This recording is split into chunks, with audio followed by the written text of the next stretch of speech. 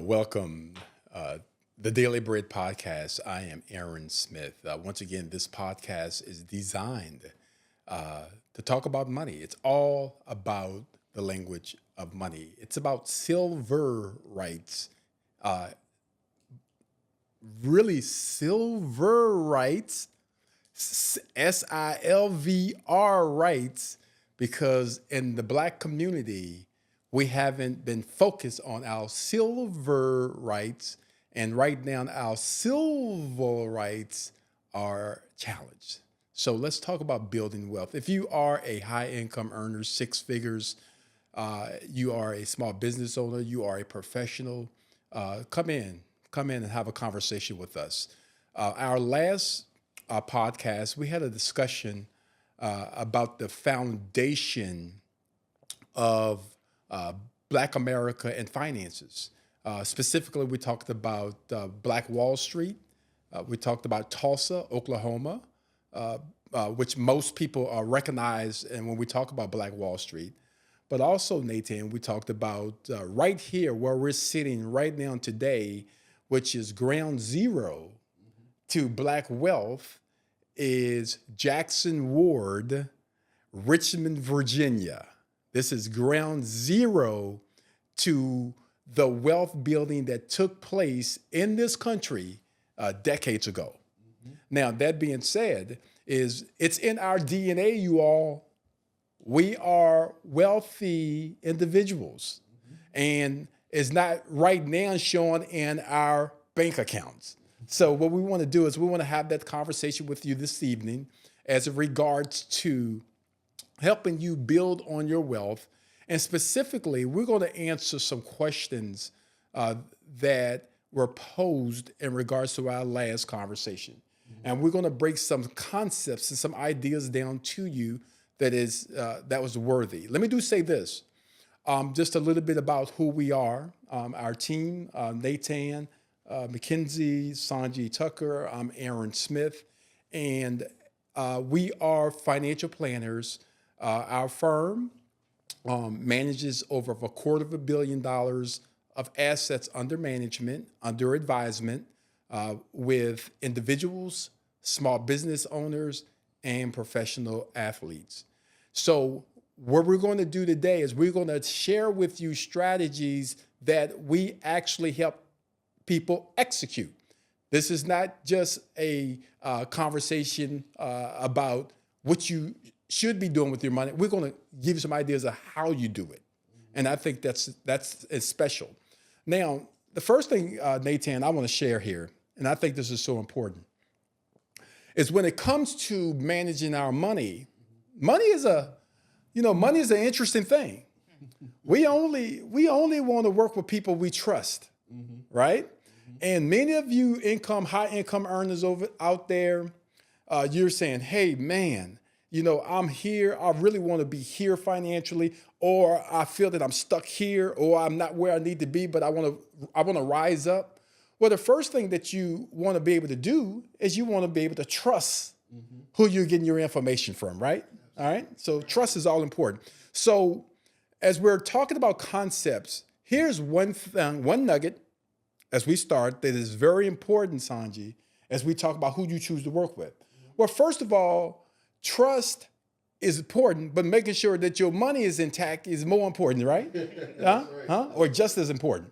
So what you want to do if you are out there and you're seeking financial advice and you're considering a professional to work with, that professional should have some type of certification or licenses that they own, right?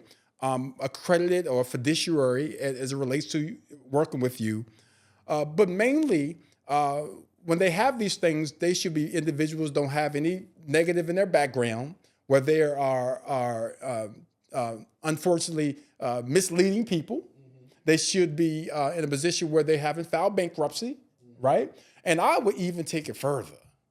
I would ask, how are you doing, Mr. or Mrs. Financial Advisor financially, right? I think that's important to ask. But here's the point. The point is, if you're seeking to look for someone, make sure that they are registered through FINRA, Okay. You can go online to FINRA.org, and FINRA.org will give you a breakdown of the number of years that person has been doing work, the institutions that they work for, if they have any complaints, right, against them, okay, if they have any deficiencies against them, or even more important, are they even qualified or even registered to be able to give you advice anyhow versus just saying they are. So if you will, Sonji, let's start here. I want to talk about right now, we talked about it a little bit before, but I want to extend this conversation on the lack of our community investing or saving a percentage of their income. And as you are aware, this has been said, Black Americans are at the bottom when it comes to net worth. Okay, we're at the bottom, but we're not at the bottom when it comes to being a consumer. We're spending lots of money in this country. Share with us, how do we navigate the idea of being able to start saving or investing the percentage of our money, and how should that look? Okay. So first of all, and I go back to this all the time, it's about mindset, right? So we have to get ourselves in the right mindset. Lots of times our history and what we've done in the past may have put us in some in trouble. It doesn't matter how much money you make. If you're making $2 million a year and you spending $3 million a year, you still broke.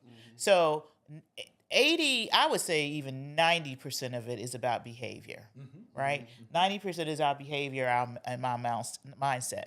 Wealth isn't just about your money, but it's also about control. It's about your intentions. It's about ownership. So our mindset, we have to get ourselves in the right mindset, and that's what usually helping. We are financial advisors, but we're also considered coaches. We also do a little therapy, a little therapy with you, right? A lot of therapy. And what's really important is understanding that when we talk about these things, we don't want anyone to feel any shame, because everyone has weaknesses and strengths. And so you want to make sure, what we want to do is build on your, help you through your weaknesses and build up on your strengths. It's never too late to build wealth, but it is urgent to plan for it. So that's one of the things that we want to start with, is making sure that we do it that way. Now, when we first start out, I think, with building a relationship with a financial advisor, we talked about trust. So you definitely want to have somebody who trusts and who you can definitely build a bridge with, because usually it's a long-term relationship. And there's going to be times when, just like when going to the doctor, we're experts, we're going to tell you the truth. That's right. Sometimes we don't want to hear the truth. That's right. That's right. But you got to hear the truth. You got to take it, and we build from there. So let me, and I don't want to go off topic. Just pull me back in when I do. So one of the, just looking at basics as well, is making sure that you're starting with your plan, and that issue could include, how much money do you actually earn? A lot of folks don't know that. That's right. A lot of folks say, well, I think I earn, or I make this much amount of money. And then when we actually look at it, many times you make less because you're not taking out the taxes and things like that. And so that makes us overspend, because once again, mindset says that I make $100,000 when I'm actually making $85,000 because I haven't taken out the taxes. That's right. And things like that. So building and making sure that you first look at, where am I today and where do I want to go, right? And that's a very, very important part. Absolutely. Yeah. Absolutely. So, I mean, then from there, you really are getting into what we like to call discretionary funds, right? Because now you're taking care of your expenses as it relates to keeping a roof over your head. And then also, hopefully, there's a plan to eliminate the amount of debt that you accumulated as well. And now you have a little bit of quote unquote discretionary funds, or as some of you may call play money, right? But it's not. Those are the funds that you leverage and use to build on your wealth and build in increasing assets. And so when Aaron, you had mentioned before, as far as like when we're looking at investing, how much should we be putting in? Well, let's go really basic here. how much do you have available to invest, right? Let's just say that's only $10.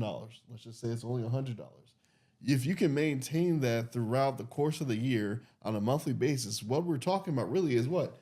Dollar cost averaging, right? That's we're right. putting money into a particular investment, whatever that may be. Maybe you're just investing into index funds, which is perfectly fine, as well as maybe a specific stock. But what you're doing is you're creating a habit of building wealth by putting a certain amount of money per month into that account so that over time that growth takes place, your assets are growing, and once again, you're having the discipline and the mindset to know that that's exactly what you're doing, right? However, if you're venturing to a little more risky things, I know some of our younger audience members might be looking into some digital assets as it were, right? And so there's something that you want to do before you do that, right? And that's really taking a personal assessment and inventory about how much risk are you really willing to take on, right? I mean, let's just be honest. If your money goes up 10, 20% and then drops another 50, are you going to have a good day? Or are you going to panic and run away, right? What is that going to look like for you? Some people have the fortitude to say, you know what, I'm here for the long haul, and that's okay. Some people are going to be calling our phones and say, hey, what are you doing? And when can I fire you, right? And so it's really important for you to have a general understanding, if not an intimate understanding, of the amount of risk you're willing to take on prior to you looking at particular investments. And that's what we like to call risk tolerance. And because that gives not only you, but also us the understanding, okay, if things do get a little rocky, at what point are you trying to jump out of the ship? Because we know that we need to stay in that ship in order for you to get to the goal that you want to reach. So we want to make sure we're staying within those boundaries as we're looking at particular investments, right? And so there is a theory of as far as how much percentage-wise. We talked about 10% is quote-unquote what you want to save. If you want to bump it up to 15 to 20%, especially when we talk about our community, it's really important because we have different goals and realities that we have to deal with. But then tack on additional 5, 7, even 10%, and those are the amount of monies that you want to be investing in addition to the savings, right? And I have to be clear about this, Aaron. Sonji, I know you see this all the time too. Savings is not investment, right? Those are two completely different things. A lot of times people say, well, can I just put my emergency savings in da-da-da? Like, no, that's not what you want to do because you want to have a clear mindset of what these funds are being used for so that you create the discipline around being able to maintain the boundaries so that you don't dip into your emergency funds to take care of that purchase of the car that you want, right? You don't want to dip into your investments so that now you can, buy the new home potentially, depending on the scenario, right? Everyone's a little bit different. But what you really want to make sure is that as you're investing your wealth, you have a clear plan around what that investment's for, what the time horizon's for, and of course, what your risk tolerance is as it relates. Yeah. You know, that Natan is talking about risk tolerance and asset allocation and stuff like that. That's a little bit technical. Yeah, right? yeah. Let me bring it back down to just keep it basic, right? I'm gonna bring it basic. So here's the thing. First of all, understand that money is power. Let me say it again. Money is power.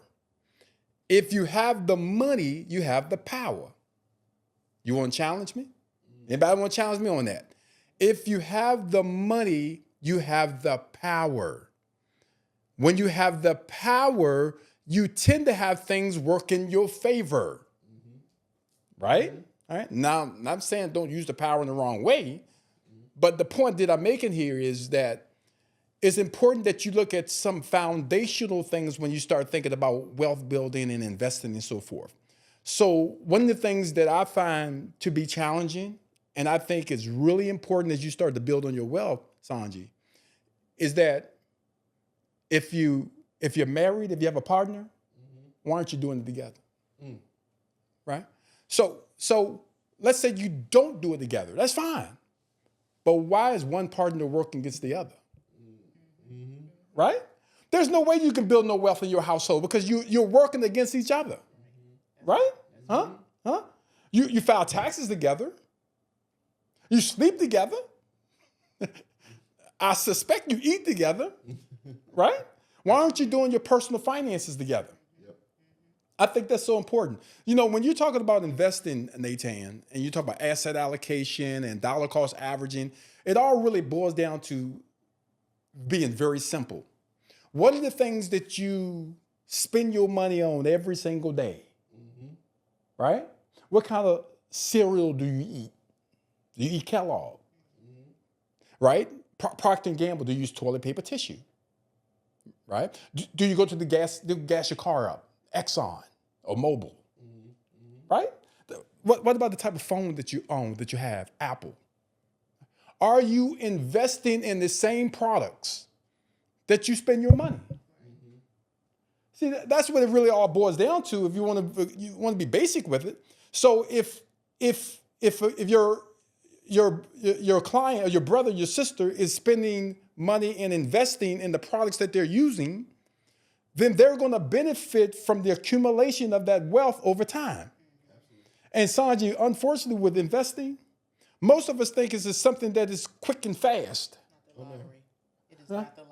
If you're hearing through social media or through your friends, right, and they're telling you you can invest in this and you're gonna get this return and you're gonna be all happy, they're not telling you the truth.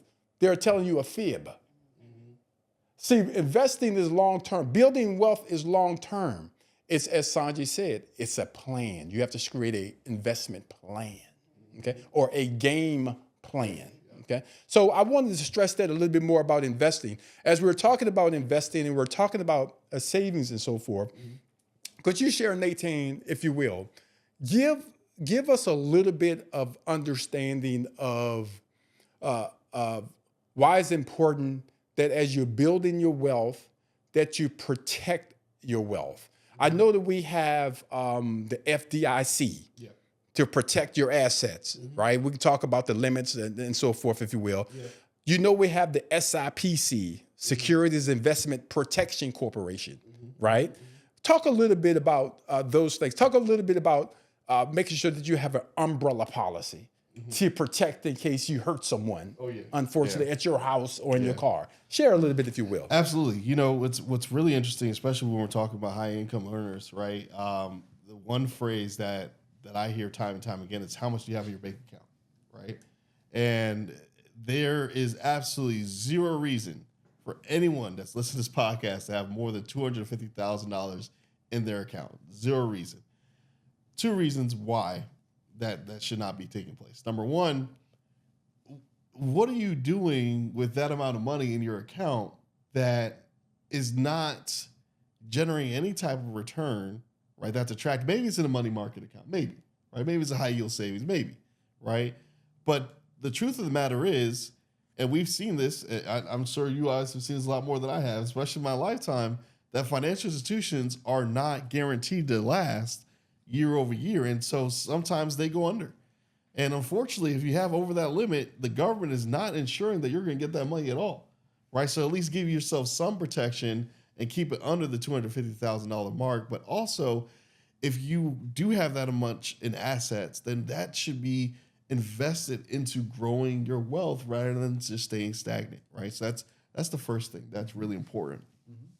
And then you talked about insurances and umbrella policies. First off, I'm pretty confident that 65 to maybe 7% of the folks who are listening to us today are already familiar with what that may be. And so let's just break it down and keep it basic, right? So Sonji, you have auto insurance. You have to have auto insurance, right? And then you may have a homeowner's insurance, right?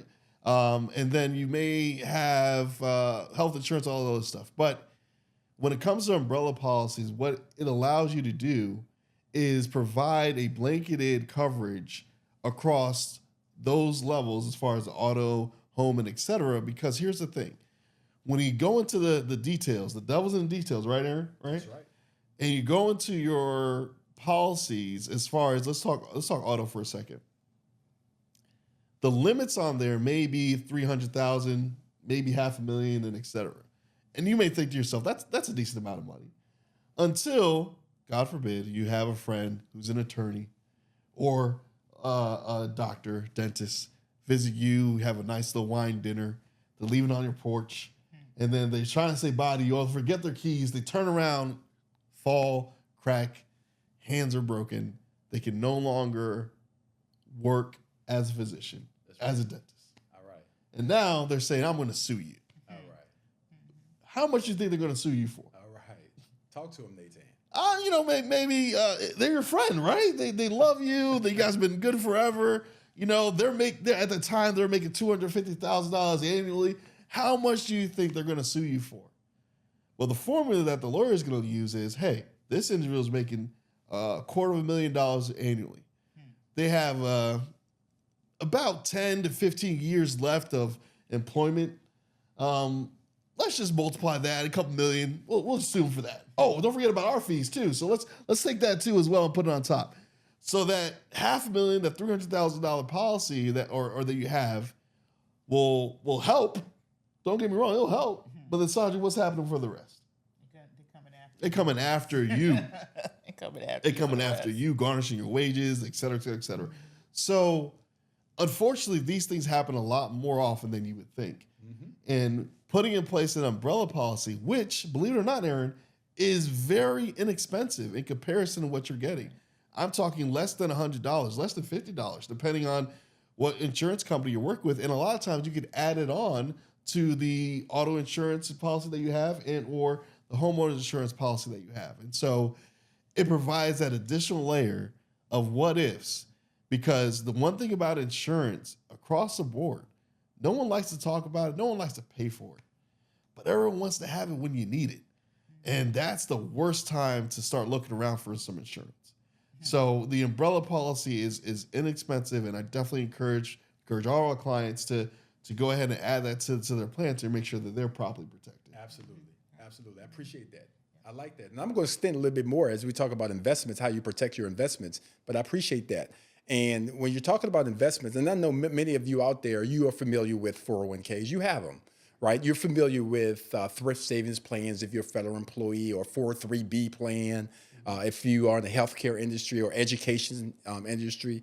We got these ESOP plans that are out there, deferred compensation plans. These are all we call ERISA plans, right? Or qualified plans. Yes. And with the qualified plans or investments that we say, they are protected, right? They are protected to every amount that you have in those retirement accounts. It's protected by ERISA, Employment Retirement Income Security. Protected. Now, when you move that money out, when that money comes out and it goes over to an IRA, right? And I don't think we have time to really, Sonji. You know what? We may have some time. We'll talk about a Roth IRA versus a traditional IRA. I'll let you share it in just a moment on that. But the bottom line is that whenever you are transferring that money over to an IRA, now the limits on the IRA is $1.5 million in protection, right? All right. So if you have a $1.5 million in protection, or you have over that amount, all of it is not protected, unless, of course, Natan, you split those IRAs up to keep them under 1.5 million. Then you're protected against any type of fraud. Because it's per account. That's per account, total amount. right? Then we also have what is called SIPC, or Securities Investment Protection Corporation. That protects your investments if you have a brokerage account. You have I don't know if crypto is just yet there. I don't know if they're just yet there, but you have your traditional stock portfolio. You have a brokerage account that's protected up to $500,000 through SIPC for fraudulent activity. And the reason I speak so heavily on fraudulent activity because it's happening more today. Oh yeah, especially right? with AI. Yeah. Especially with AI. Okay, so your SIPC coverage with the institution that you work with is going to cover that. But also, Natan and Sonji, you know that you can work with certain custodians, right? Certain custodians, they can give you up to $600 million additional coverage on your investments. So as you are building your wealth, you want to make sure that you protect your wealth, right? Investments don't only come in stocks and bonds, right? It also comes in real estate. Right? Now, if you decide that you want to do real estate investment outside of the ideally passive real estate, like real estate investment trust, you might want to go buy your own piece of property, right? You might want to do Airbnb, or you might be a landlord. You want to protect those assets too. You want to protect the title of those assets too. So you want to have some type of title asset protection that you want to look for out there. So the point is that as you're building your wealth, you want to also understand that it's necessary to have insurance Absolutely. to protect those things. Now, that being said, we do get a lot of questions on what is a traditional IRA versus a Roth IRA. And we're talking about the taxable, if you will, Sonji, taxable investments versus the tax-deferred investments versus the tax-free investments. So if you could explain, because I think this is a neat conversation about this topic, so that you understand that investment return is not the only important thing. It may not be the most important thing. Your tax strategy with your investments also count, and you growing your wealth. So if you will, Sonja, share a little bit on Very that. important part. So one of the things that we all do, Natan and Aaron and I do, is the first thing that we do is basically we are almost considered auditors. So we're going to look at your financial picture and we're going to audit it. Sometimes you have all this money, especially busy entrepreneurs, folks that are high income earners. You focus most of your time on earning income, right? No different than hiring, of course, someone who cleans their house, or I don't know how many folks that actually wash their own cars anymore. Do you guys wash your own car? You get a detail. You take it somewhere, right? And what do? They look it over and they take care of it for you. And so one of the things we look at is IRAs. We do get a lot of questions on Roth IRAs versus a traditional IRA. So the tax planning piece, you only want to pay your fair of taxes. Most of us probably pay over that because we've been taught to pay over that. And that's not necessarily horrible, depending on how responsible you are. But when you're an entrepreneur and you are a high income earner, there are a lot of different tax strategies out there. So the Roth IRA is an IRA that was developed so that you could make contributions to it. And that money is the money that's already been taxed. So you get a paycheck, the taxes have come out of it. You take that money, that $50, that $100, you put it in a Roth IRA. That Roth IRA can grow. It can be invested in all kinds of vehicles. So the Roth IRA is just a vehicle. It's an IRS term. It is not the actual investment. So you can open a Roth IRA account. You can invest in mutual funds, ETFs, whatever that's going to be in there. And let's just say your $100 has now grown to $10,000. Well, in a Roth IRA, since you already paid the taxes on that $100, you don't have to pay the taxes on the growth. So you no longer have to, and that's what makes it such a significant vehicle, especially for younger folks. So we should be doing that. But even those who have grown up and secondly, so you don't get to take a tax deduction. So lots of times when we file our taxes at the end of the year, somebody asks you, well, do you have a traditional IRA? How much did you contribute it? You get to take take a tax deduction for that depending on your income. So if you're a high income earner, most likely you don't get to take that deduction anyway, right? So that's the reason why you want to look at that. What helps you, however, is in a traditional IRA or even your 401k plans is while you're putting money into it is pre-taxed. So if you make $100,000 and you're putting $20,000 into your IRA plan or your 401k plan, you're only taxed on the $80,000. So that does help you in that manner. But if you're actually putting money into a separate traditional IRA with the limitations that are out there, you probably have been or over income and you can't take that tax deduction. Now, your traditional IRA, as you're putting money into it, just like your 401k plan, I get this all the time. When my clients retire and they start pulling that income out of there, they are like, why do I have to pay taxes on it? Because when you put money into that, you were not taxed on that money. So Uncle Sam says, I want my tax money. I want my money. You're going to have to pay taxes coming out.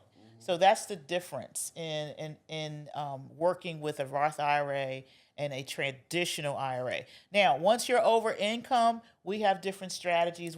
Some of them we call a backdoor Roth IRA, and so we would put together a solution so that you could get the same tax treatment as a Roth IRA, even though you may be over income. That's the significance of hiring an expert who knows how to do that. And we have to, everybody's situation is different. So, but we can build that out for you. It is so significant to be able to build a portfolio of $1 million and not have to pay taxes on it anymore. Right? Which you can if you're a high income earner, don't let nobody tell you it is not easy to build $1 million, because it is, right? You just have to have the right strategies in place to do it. So if you're not paying taxes on the growth of your money, look how much faster you can get there, right? So this is why Roth IRAs are very important. And let's look at your traditional IRAs. There is something called Roth conversions, very, very popular. I want to go back a little bit too to say this: the wealth that we have built because of 401ks since 2006, Pension Protection Act in 2006 was signed by George Bush, which basically said our fathers and grandparents depended on pensions, right? They didn't have 401ks and things like that. So the transfer of wealth is going to be much bigger, because now we got, in some cases, some pensions or Social Security, but now we also have these retirement accounts that are invested in the best companies in America, because that's what stocks are, right? They're just companies. There's Apple. All of us got an Apple phone. And so our 401ks are usually invested in best companies in America and making all of this money. So we need to make sure that that money gets transferred correctly. But since we have that, there's something called Roth conversions, where we may be able to take some of that money, depending, especially right now with things going on the tax reform. So we got to do stuff to make it better for us. So I know we don't necessarily like the big, beautiful bill. However, let's look at this big, beautiful bill. Let's navigate how we can take opportunity from it, because of maybe we are in a tax bracket that we could move some of our money out of this traditional IRA that we have that's going to be taxable in the future, right? And you got to pay all this money. And let me just tell you something. If you're a high income earner now, you're going to be a high income earner when you retire. Yeah. I have not seen yet too many people that drop down in their income taxes unless we design it that way, right? So a Roth conversion is a vehicle that we all use with our clients, that we may want to take a little money out of your traditional IRA so that you can put it into a Roth IRA, pay the taxes today so that you don't pay the taxes later on, and get the growth in that account. And so that when we talk about tax planning, that is also a wealth planning vehicle. That's a tool that as experts we utilize to make sure that we are continuously growing our clients' accounts for tax advantage as well as the investment. So it's not always, I'm going to make all this money because I'm going to invest and flip this thing. No, you have to have a strategy. Yeah, absolutely. Sonji, you're right on. You do have to have a strategy. I would say this, and we've seen it a whole lot, is that individuals that make really, really good money, many times, Natan, they are do-it-yourselfers. Yeah. Do-it-yourselfers.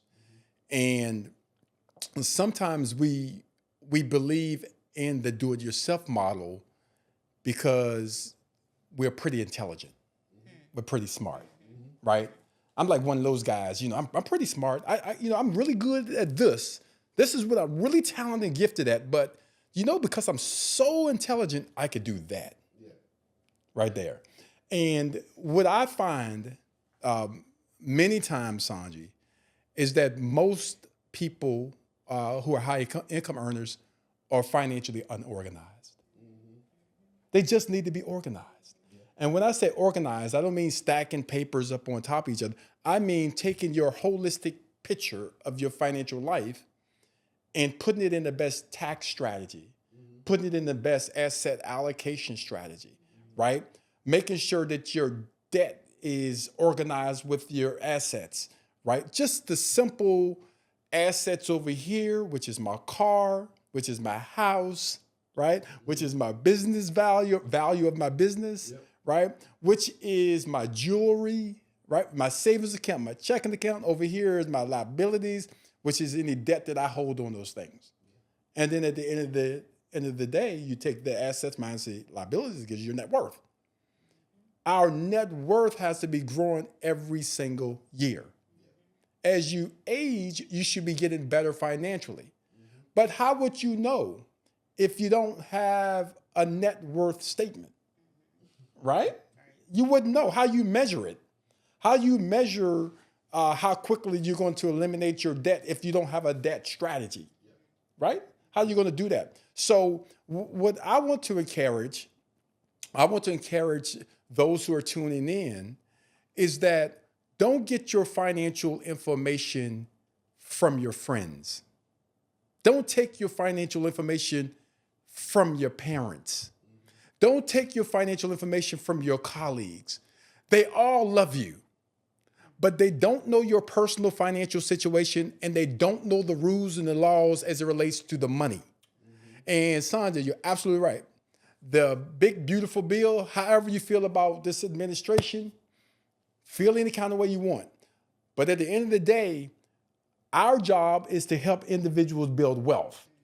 And if that bill is going to have some things in it that's going to allow you to build wealth, we're going to introduce it to you, right? So if you will, Natan, can you talk a little bit more about the wealth that has been built in this country, including you black folks, built wealth, right? You've built it in your life insurance policies. You've built it in your real estate. You've built it in your retirement accounts. Could you talk about how important it is to make sure that you organize these things? And there's a little small thing called estate planning that you want to make sure that you nail down, because that wealth that you're going to leave, you don't want it to be squandered. 100%. So share if you will. So let's start with estate planning, right? People think estate planning takes place, generally speaking, when it's that time to go meet your maker, right? And that's so far from the truth, because estate planning starts when you start accumulating assets, right? When you have something to pass on to the next generation. And so when you're talking about estate planning, let's just take that title out altogether and let's just talk about wealth planning. Let's talk about how we can really manage the income that we have, right, to address our growing net worth, to eventually leave a legacy for our children, right? And so that process starts with taking an inventory or an audit, as Sonji mentioned earlier, of where we are, right? What does our accumulated assets look like? Checking, savings, all those things. And then in addition to that, what does our debt look like? Student loans, all loans, and all that. I want you to parse this out. Let me go here for a second, right? Because you're talking about the assets and so forth. But I'm gonna give just a simple example, and I'm gonna let you extend on what you just talked about. See, estate planning, you think about money. Yeah. Think about assets, right? Yeah. So my son was in college 3 years ago. Mm-hmm. My son was a scholar or a athletic scholarship athlete, right? And my son was playing football and tore his meniscus, right? He tore his meniscus, and at the time that my son tore his meniscus, he was 21 years old. And, I get on the phone because we were going to surgery. I get on the phone, want to have a conversation with the doctor. So I'm talking to the nurse, doctors. They're saying, whoa, Mr. Smith, do you have a power of attorney? No. Your son is over 18 years old. Yep. Yes. Yep. Mr. Smith, have a good day. Basically.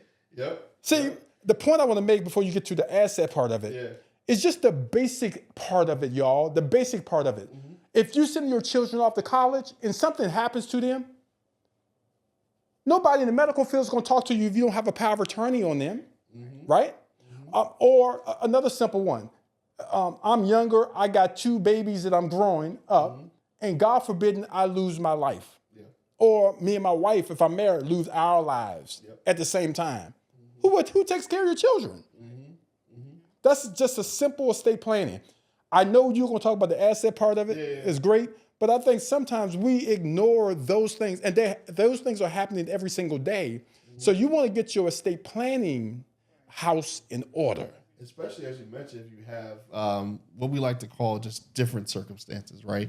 You may have a special needs child, which we see a lot of. Right.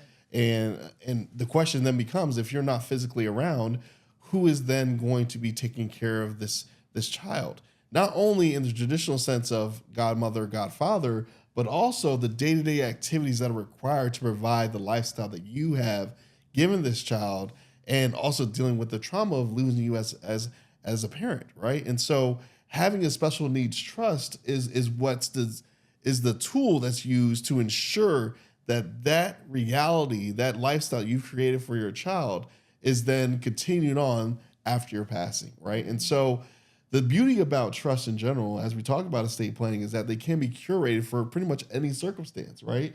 If you're looking at continuing the wealth, protecting that wealth from generations to come, that you can structure it accordingly so that it protects from spouses that we talked about before. It protects from themselves, a lot of times.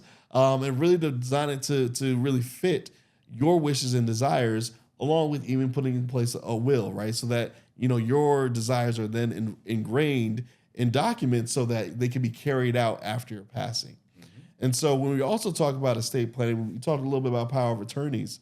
That's important to have, not only as it relates to your health, right? Aaron already shared a great example when it came to his son, but also it's important on a financial level too, on a legal standpoint too as well, so that if you are incapacitated, right? If you are not able to speak on your own, there is somebody that is familiar with what your wishes are that can carry those out. At bare minimum, make sure that the feuding doesn't necessarily take place, right? And so if these things don't take place, then there's this little P word that comes into play that you may or may not be familiar with called probate. It's not fun. It basically means that the government's coming into your personal and family situation and saying, okay, hey, stop. This is how we're going to do this. And we're going to get paid in the process, right? And so just don't deal with it. Take the time to really assess what your estate plans are, having the conversation intergenerationally, right? And what I mean by that is the elders of the household talking to the younger folks and letting them know these are our wishes and plans, and this is what we put in place. This is our estate documents. These are our passwords, When that time comes, this is what we would like you all to do. And vice versa, the younger generation speaking to the older generation, saying, "Hey, do we have getting an audit done in a way, right? Do we have a power of attorney? Do we have a medical power of attorney? Have we done a trust yet? Asking the questions that are important, because if not, then it's unfortunately going to be lost in translation. And during that transition, it creates a lot of family issues, a lot of feuds, right? Because I was supposed to get dad's old car, right? I was supposed to get mom's wedding ring. That was supposed to be mine. She told me. And then all these things that you're not even there. And so a lot of unfortunate realities during those transitions is that a lot of families unfortunately break because of all that feuding that takes place because estate planning wasn't done or it was improperly done. The last thing I'll say is just because you've done it once or you have something in place doesn't mean it fits today's time. That's right? You have to take an inventory and a constant maintenance of your estate planning, your insurances, update your beneficiaries. If you have bank accounts, making sure there is paid on deaths, things of that nature, so that when that time does come, you're not looking down and saying, oh gosh, you're just looking down and saying, okay, you can finally enjoy, or better yet, they can mourn in peace, right? And really carry on your legacy thereafter. Yeah, absolutely. Absolutely. Please, Sonji. Let me add one thing. I think that the most, and this is just my opinion, haven't done the research on it. My opinion, though, in my experience over the last 20 some years, the most vulnerable demographic for estate planning is single Black women. Single, high earning Black women. Many times they do have children.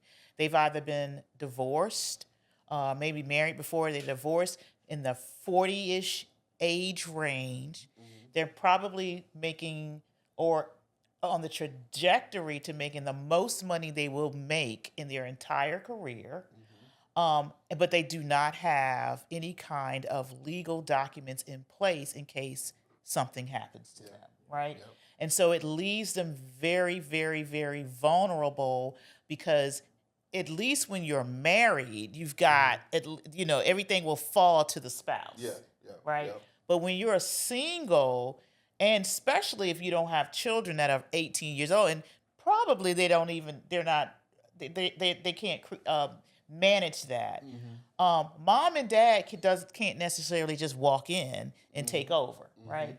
And so legal documents and the power of attorneys, the healthcare directors, very, very important when we talk about protecting your wealth to have these things in place. And I just think that what I see especially is high income Black women especially.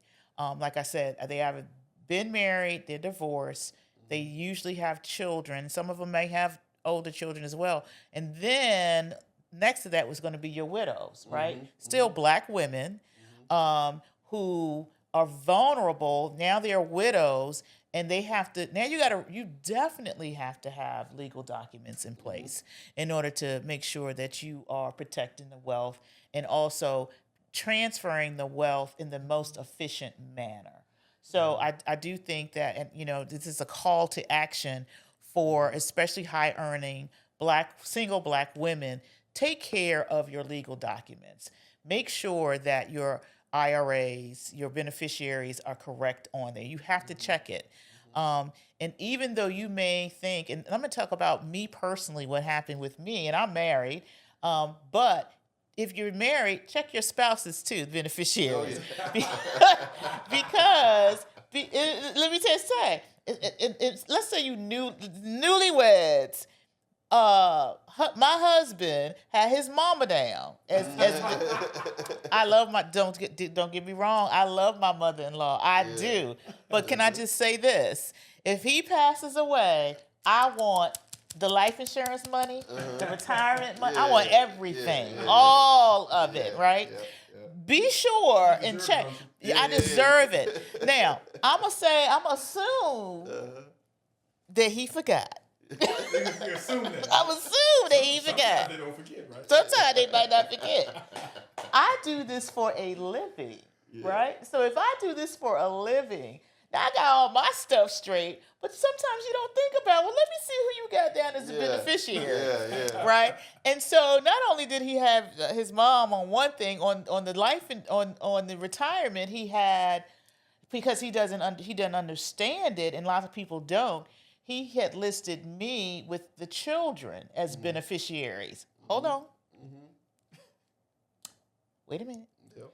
I'm not splitting this with my kids. That's right. I want all of it first. That's right. And let me, because when you list your beneficiaries primarily as your primary beneficiary on IRAs and life insurance accounts, it's going to be split up equally between those.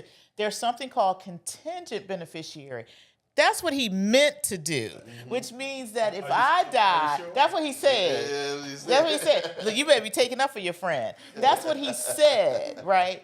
But contingent would be if something happened to me, then it would pass down to the children. And so, but he listed all three of us on that first page, and I had to check that. So it's very important. That goes back to when we talk about protecting wealth. One simple thing: pull your beneficiaries and make sure that on your life insurance and your retirement. And not only that, there's acquisitions and mergers all the time where companies, and I've seen this myself, we've been in the business a long time, where it just didn't get done. that you submitted the beneficiary change form and it just didn't get done. Or there's an acquisition done with your company or merger and the right paperwork did not get sent through. So it's very important to make sure that that's a very simple thing to do is just to really check your beneficiaries, make sure they're correct. And also, if you are a single, any woman, but especially a single high earning woman who executive C-suite, you got a lot of money in your retirement account and you don't have your estate plan done, that's a problem. That's a problem. And so that's just one of the simplest things and one of the easiest things that you could do today is to make sure you have that and correct that problem. Don't let that money go to ex-spouse. You're absolutely right, Sonji. And that's why I said a little bit earlier that many times when you are highly educated, you have high income, you think you have it all figured out. And many times when people come in and have conversations, they don't necessarily know all the questions that need to be answered, right? They're not going to understand everything that needs to be answered because this is not their lane. It's not their lane. It's not your lane, right?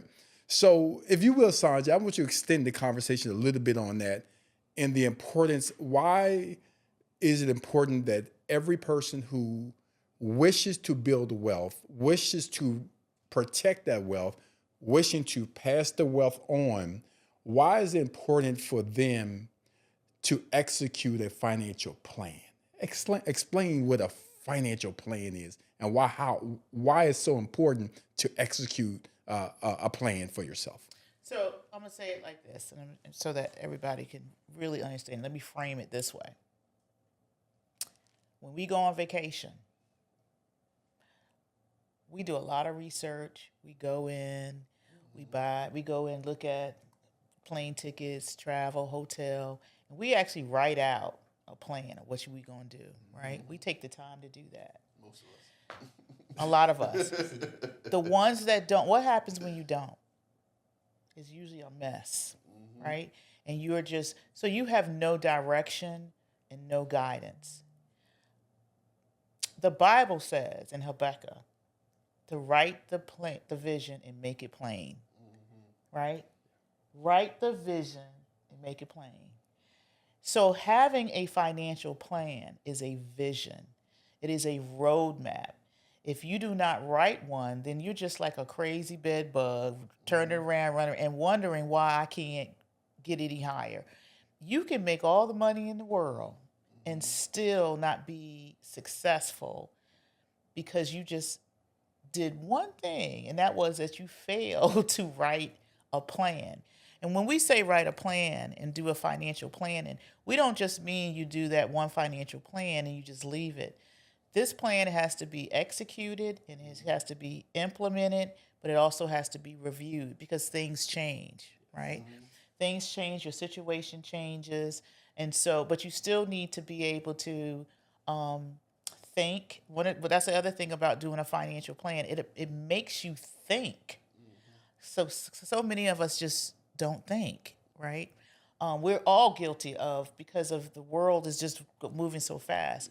And so you have to have an opportunity to sit down and think it through, create a financial roadmap based on your values, based on what's important to you about money, based on when you get there. So it's not just an arbitrary thing where, oh, I'm going to do this. No, we need to put down some dates. We're going to buy a new house or we're going to retire in 10 years. And we're going to work really backwards from there. And this is a time-consuming task, right? It's a time-consuming task. It's. I also say, you talked about folks being smart. I think that I'm a pretty smart person, right? And so sometimes I think I'm way too smart, and I will start a project. One project I thought I could do my closet, right? Redo my closet. I'm gonna do it myself.